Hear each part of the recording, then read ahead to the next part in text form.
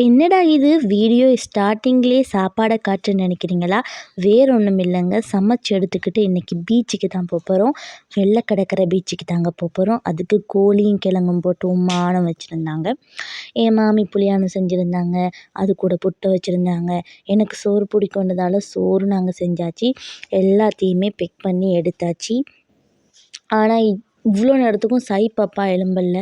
நான் பெக் பண்ணி வச்சுட்டு அவர் தூக்கத்துலேயே இருக்கும்போதே நான் செஞ்சுட்டேங்க. என் ஹஸ்பண்டுக்கு ஒரே புழுவோம். வாங்க வாங்க நம்ம பீச்சுக்கு போய் நண்டு பிடிக்கலாமா? செல்லக்குட்டி கடலுக்கு போமா சார்? கொஞ்சம் கடலுக்கு போமா? உனக்கு கடலுக்கு போமா? கடலுக்கு போமா? பீச்சில் போய் குளிப்போமா? போமா? நான் ரெடி, நீங்க ரெடியா? நான் ரெடி, நீங்க ரெடியா? சும்மா இருந்த பிள்ளைய நான் ரெடி நீங்கள் ரெடியா பீச்சுக்கு போகலாம் அப்படின்னு வந்து என் ஹப்பி எழுப்பிட்டாரு. நானும் வெளிக்கிட்டாச்சு. சாய் பாப்பாவை வெளிக்காட்டல, ஏன்னா போனோடனே குளிக்கிற ஐடியா தான். ஸோ எழும்னா கையோடய அப்படியே பீச்சுக்கு கூட்டிகிட்டு போயாச்சு. பீச் வந்தாச்சு பாருங்கள். ரொம்ப சுத்தமாக இருக்குது. ஆக்கள்லாம் இல்லைங்க. ஞாயிற்றுக்கிழமையில் போன ஆக்களாக தான் இருக்கும். ஞாயிற்றுக்கிழமை இல்லாதால ஆக்களும் இல்லை.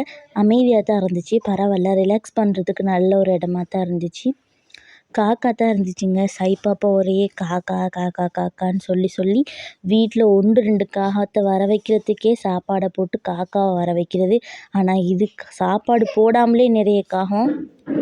எல்லா காக்கச்சியையும் பார்த்து நல்லா என்ஜாய் பண்ணார். பாருங்க வெள்ளை மண்ணில் கால் வைக்க ஃபஸ்ட்டாக என் ஹப்பி தான் பீச்சுக்குள்ளே இறங்கினாரு. சாய் பாப்பாவையும் தூக்கிட்டு அப்படியே உள்ளே இறங்க ஆரம்பிச்சிட்டாங்க.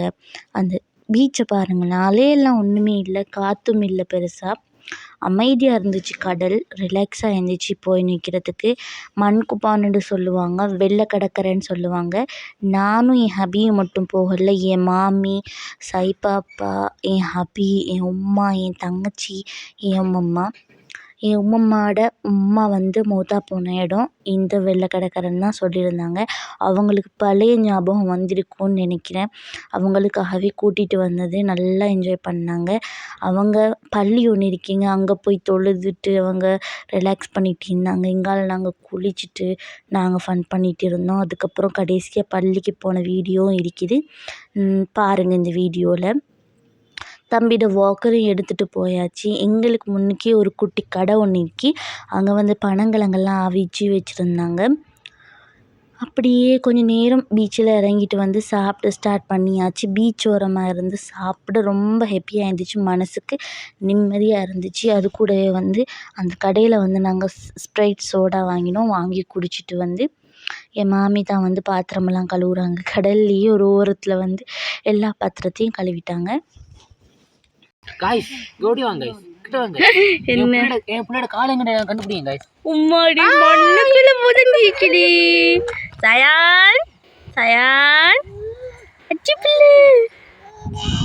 இப்படி தாங்க சாய் பாப்பா எப்பயுமே பாப்பா கூட ஹாப்பியாக ஃபன் பண்ணிட்டு இருப்பாங்க.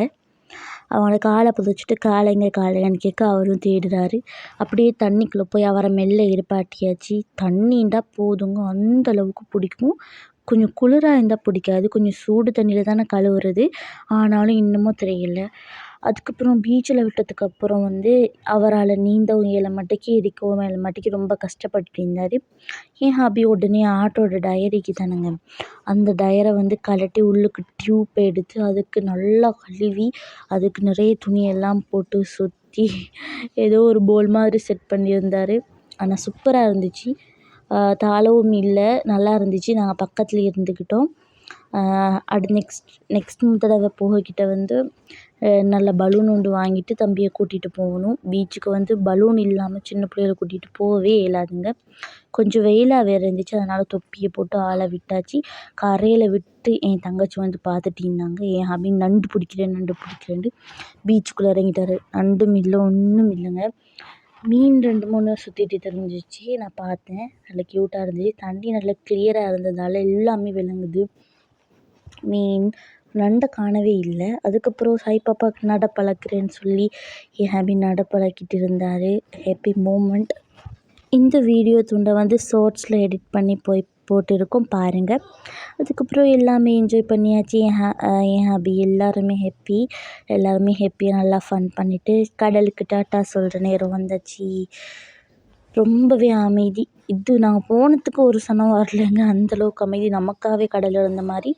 ஓகே, வெளியில் போய்கிட்ட கடைசியாக பள்ளிக்கு போகணுன்னு சொல்லியிருந்தேன்ல, இதான் பள்ளி. அந்த பள்ளியோட முகப்பு முன்னுக்கு இப்படி இருக்குது, ஒரு அடையாளம் மாதிரி. இதான் முகப்பு பாருங்கள். பழைய காலத்து பள்ளி தான். இதெல்லாம் உடையிற மாதிரி தான் இருக்குது. ஆனால் ரொம்பவே க்ளீனாக துப்புரவு பண்ணி வச்சுருக்காங்க. ரிலாக்ஸ் ஆகிக்கும். இங்கே தான் குடிக்கிற தண்ணிலேருந்து ட்ரெஸ் மாற்றுறது எல்லாத்துக்குமே போவோம். என் ஹாபி பாருங்கள், உழு செஞ்சுட்டு தொழுவுறதுக்கு போகிறாரு. அதுக்கப்புறம் வீட்டுக்கு போகிற நேரம் வந்தாச்சு. என் குட்டி டிரைவரை பாருங்களேன். சைப்பப்பா தான் மை டிரைவர். ஓகே, இதோட வீடியோ முடியுது. எல்லோரும் இந்த சேனலுக்கு சப்போர்ட் பண்ணுங்கள்.